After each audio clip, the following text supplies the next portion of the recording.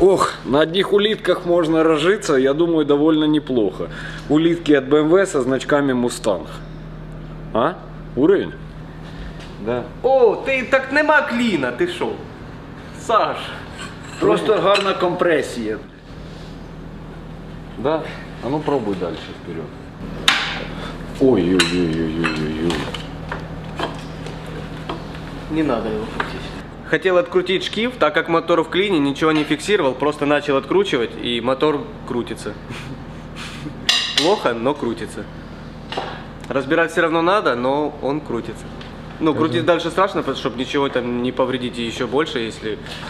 Чтобы больше не навредить, чтобы больше потом бабок не тратить. Так что коробку придется выдергивать так, потому что бублик, чтобы открутить, надо крутить мотор, а у нас он не крутится.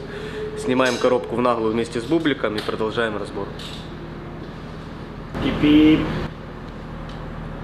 Все, поехали.